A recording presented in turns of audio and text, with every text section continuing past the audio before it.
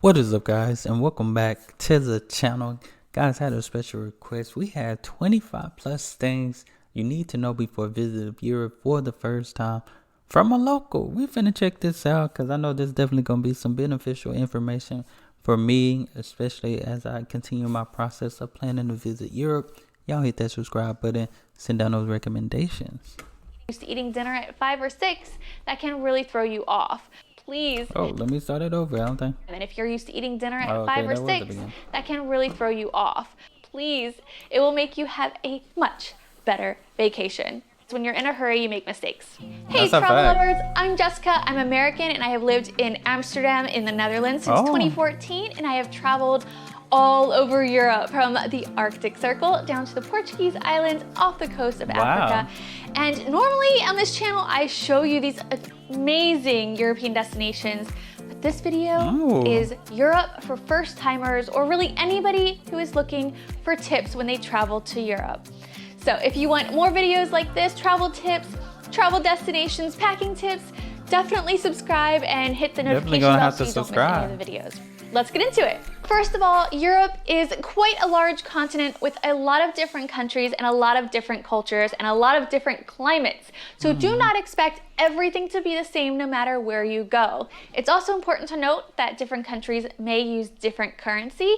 The euro is part of many of the European countries, but not all. So keep that in mind when you are traveling if you are taking out money or just are very confused about the pricing, because the numbers may look a lot different depending on where you go. But my first tip is really going to be about what is between you and the ground, which is your shoes. Make sure you pack appropriately, because we have cobblestones and hills and stairs, and sometimes they're very, very old and they may have dents in them because so many people have walked up them. Make sure you have shoes that you can walk a long time in. Break them in before you leave the house, please. It will make you have a much better vacation. I wonder what shoes are, because I have a lot of shoes. I have certain ones, like I have some over there I'm looking at. They're my favorite shoes, but I really can't walk in them long. Then some other shoes, I can walk in them long, but my feet still gonna hurt. So I don't know. It's hard to pick. It's hard to pick shoes to walk in for a long time. I ain't even gonna lie. It's tough. Like, that's why I like wearing my slippers all the time, because they don't hurt my feet. And I can just throw it off, stretch my toes a little bit, and all that stuff. City passes and public transportation passes may be confusing for some people. I have one specifically on Amsterdam if you're interested. I'll leave that in the description below. But generally speaking, city passes may offer public transportation in addition to free or discounted entrance into museums or activities and things like that. So it's up to you to figure out which is worth the money for you. If you're a big museum person, usually the city card is a better option, but you have to figure out what is right for you, because only you know what kind of activities you want to do. If you're like us, we tend to do more of off the beaten path stuff, so we usually do activities through Get Your Guide, Airbnb experiences, stuff like that. But if you are here, this is your once in a lifetime thing, and you want to hit all of the main museums, Amsterdam or the Berlin card or whatever, wherever you're going, that might be a better option for you. Rental cars, if you do plan on driving, there's a couple things you should know that apparently are a bit different in the US versus here. First of all, manual cars are more popular here, so stick shift. If you want an automatic, you are likely going to pay more, and if you want to add a driver, you are likely to pay more. If you want to pick it up in one place and drop it off somewhere else, you are likely to pay more. See, that's why, she did say she in Amsterdam, so I know for sure that's the bike culture. I'm gonna give me that Huffy and get the Scuffy, you know what I'm saying? So keep these things in mind when you're budgeting for your trip. Don't try to do too many cities in a short amount of time. I talk to people all the time who are trying to do 3-4 cities in a week. And while you can physically do that, there's a couple things I want you to keep in mind. First of all, things are close, but not that close. Second of all, the cost of going from place to place, it's not going to be cheap. Thirdly, it's very tiring to travel and then continue your day. I ain't gonna lie. That's why my plan is to stay at least 2-3 weeks, because I went to Disney World, and one day we went to the That was like the most walking I ever did. I was so tired. I did not want to do anything the next day. Like, so I see a couple of things this day, see a couple of things that day. Make sure I get some rest in, because that walking is no joke. Europe is having more and more night trains come back, so you could potentially do that, and you can get on at 8 p.m. and then wake up at 7 a.m. in a new city. If you think you can sleep on a train, that is an option. Oh. But generally speaking, it's just very tiring to go about it.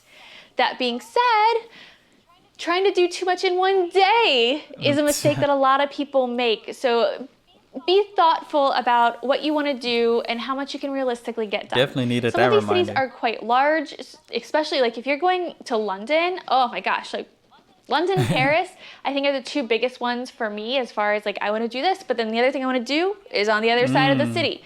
So keep that in mind. I know you want to make the most of your vacation, but you also want to have a good time.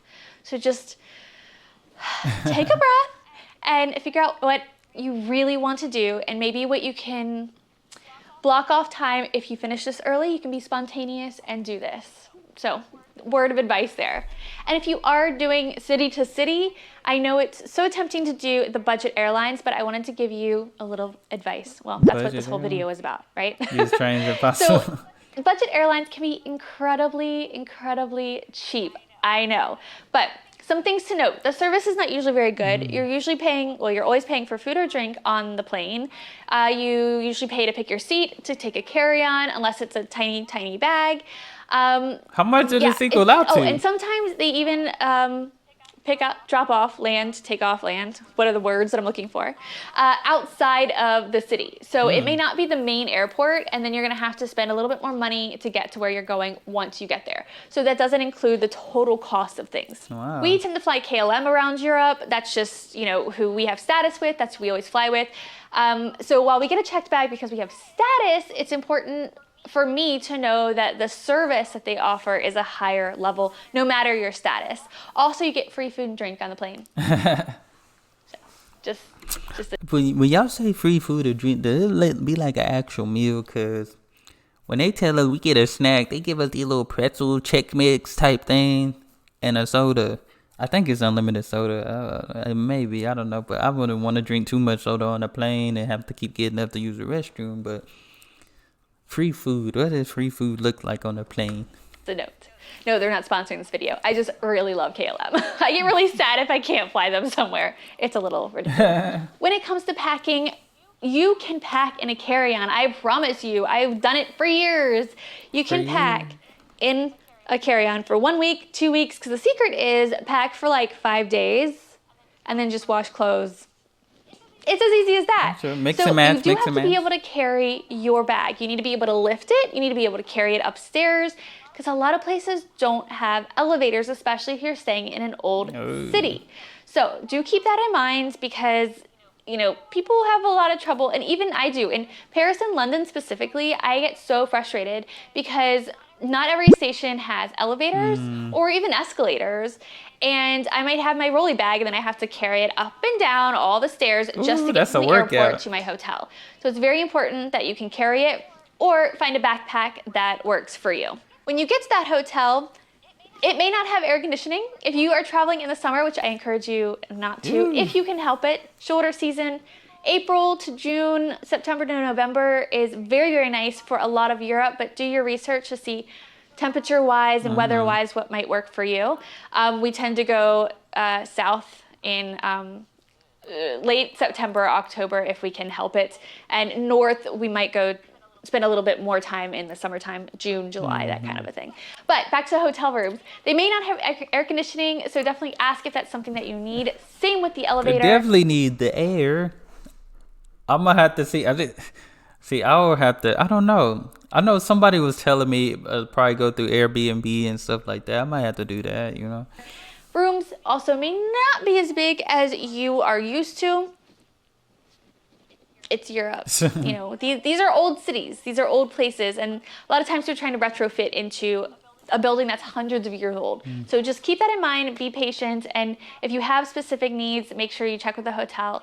And if you do have specific needs, it might be in your best interest to use a major name brand that built their hotel. That way it's a new build and they'll probably have everything that you're looking for anyway. Speaking of hotels, a lot of people want to use Airbnbs. That's great. I think it's a thing that's gotten way out of hand, in my opinion. Oh, that's true. I forgot. There has been a lot of things. I don't know why I mentioned Airbnb then, because I have forgot. I was just talking to my mom, because Airbnb, it's been a lot going on in these Airbnbs these days. It's crazy. It's not safe to seem. It's a thing that's gotten way out of hand, in my opinion.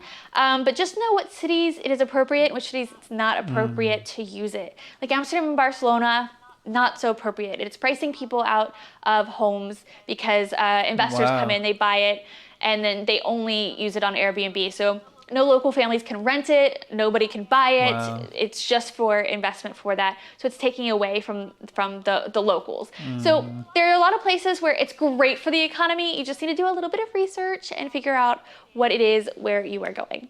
Generally speaking, tap water is absolutely fine to drink. If you are ever curious, just ask your hotel or your host. They will be happy to tell you. But Europe in general, it's fine.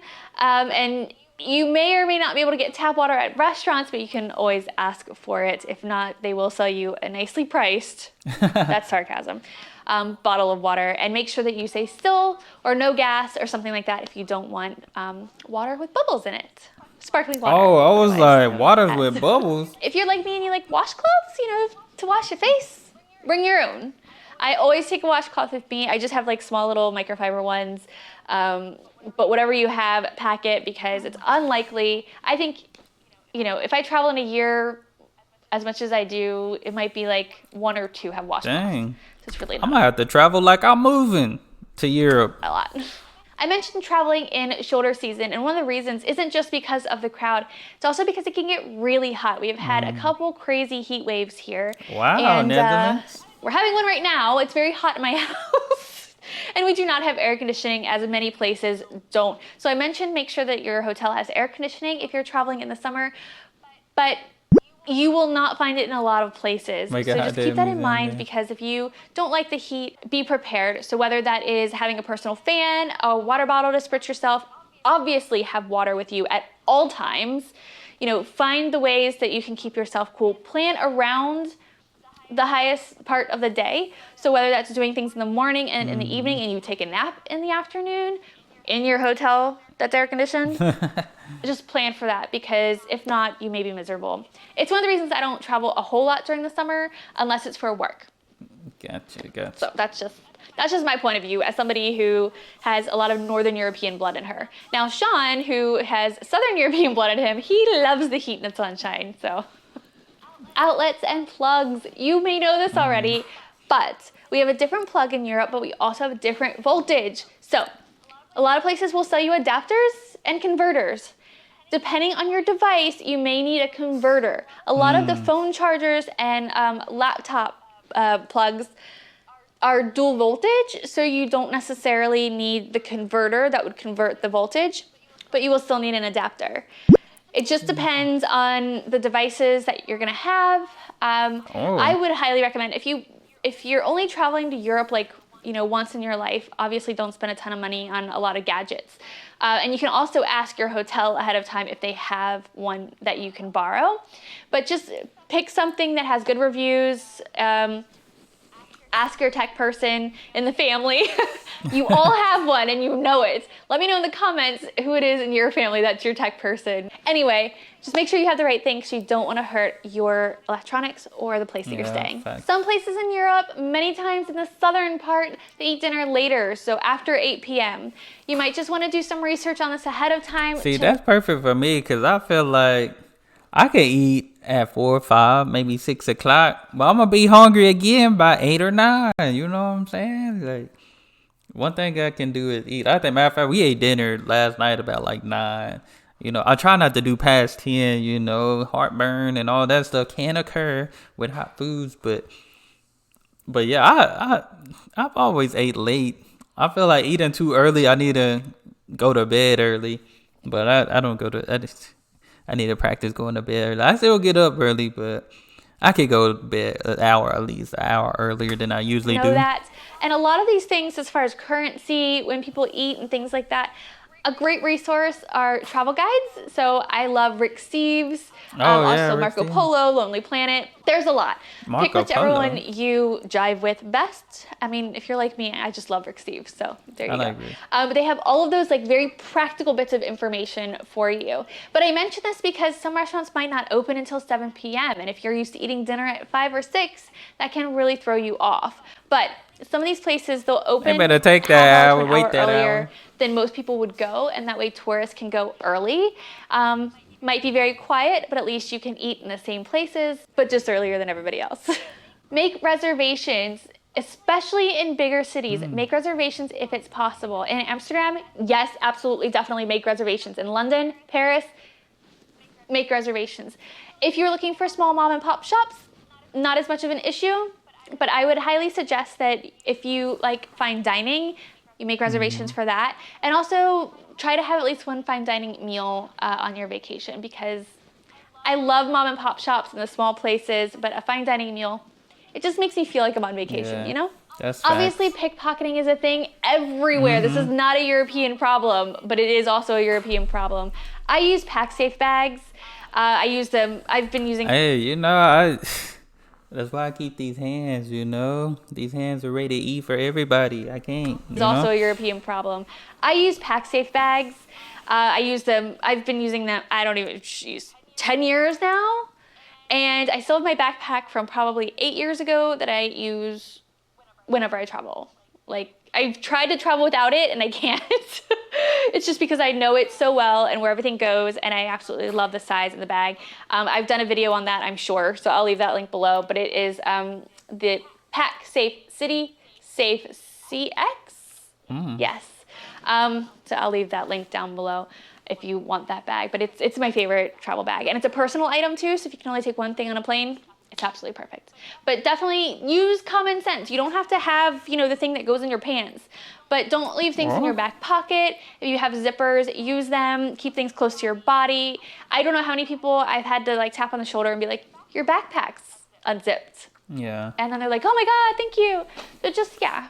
She's a good person. This is another She's a great reason, person. go slow, take a deep breath, because when you're in a hurry, you make mistakes.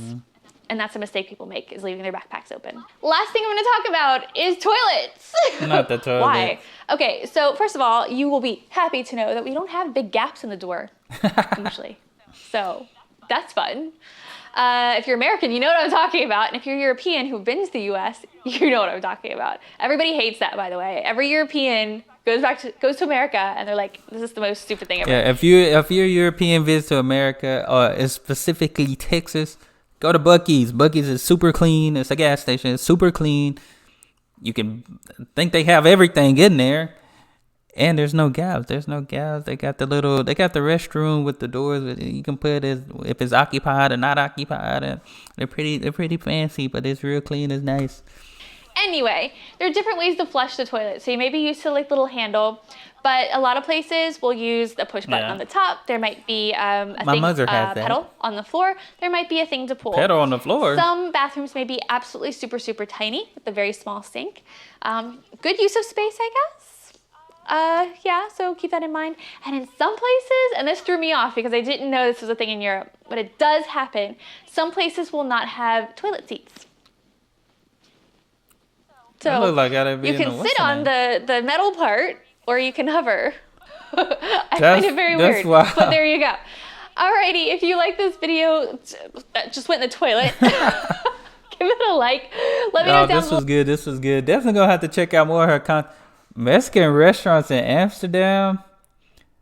I'm definitely gonna have to check that out, because y'all know my wife is Hispanic. And you know, I'm a little bit Hispanic now, you know, mucho dinero, mucho bien. You know, I know a little bit of something, uno, dos, but I do know good Mexican food. I learned how to cook Mexican food. I even know how to make tamales. I ain't probably not the best, but I know how to make definitely some tacos and stuff. So I'm going to have to check this one out. But I'm going to have to subscribe to Jessica's channel. This was good. Yeah, I like these type of videos, because these are tips I need to know. These are some good tips I need to know, especially going into a new country and stuff. Very, very important. But guys, that's all I have for this video. Appreciate y'all for sending me this recommendation. Y'all hit that subscribe button and y'all be blessed, be the best, and be you. I'm out.